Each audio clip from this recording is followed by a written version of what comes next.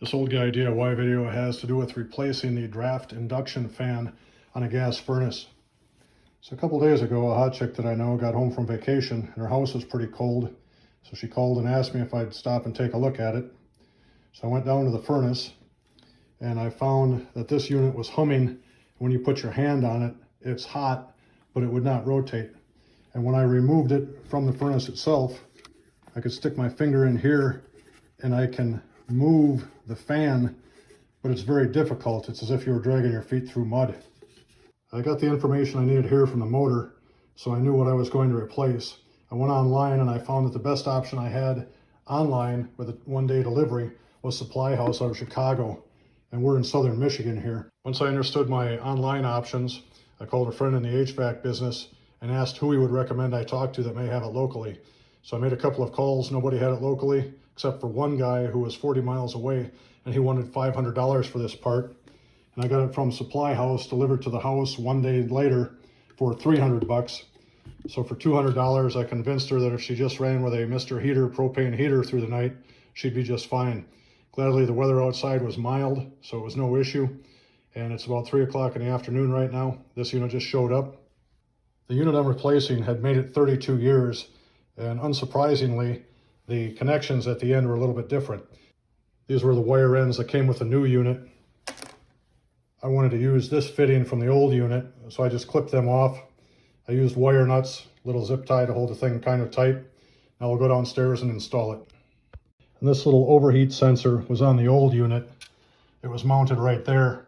I removed the screws, just moved it over to the new unit, and then I can just put the terminals on.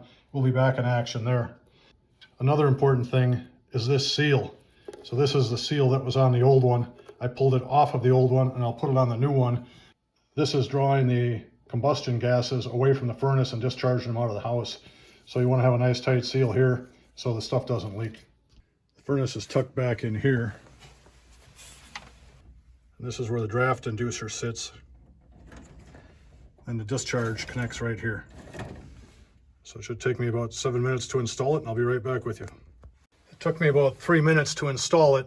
Before I take care of all the wiring, throw some zip ties in there and tighten things up, I have everything plugged up. Now I'll flip the switch here and see if it goes. So it immediately starts blowing, unlike the unit it replaced. I suspect we'll have the fire here in just a couple minutes. Well, the unit is pumping out hot air. Come over here, see if I can't get the angle on the sight glass, but we have good fire in there. So now I'll just do a little wire management, put the other cabinet piece on, and call it good. When I do a job like this, I'll find a place to leave information for the next guy who's working on this unit. We'll know it was a Fasco A130 draft inducer and it cost me $300. I hope this video helped you. If you have a gas furnace that just stops working, you go downstairs and flip the switch from off to on, you can hear a click and a hum.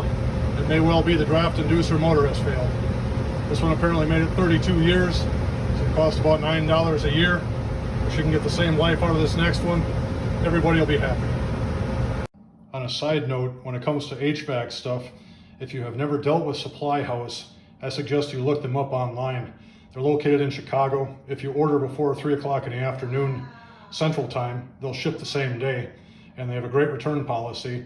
Whether it's something like this with a draft inducer for a gas furnace or a fan on a condenser unit for the air conditioning.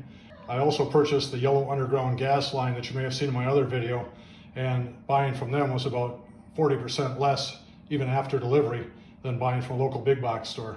These guys have great customer service. The people who answer the phone seem to understand the stuff that we're working on, and if they can't help you with an answer, they'll send you to somebody who can. Thank you for watching. If you haven't subscribed, please do, and have a great day.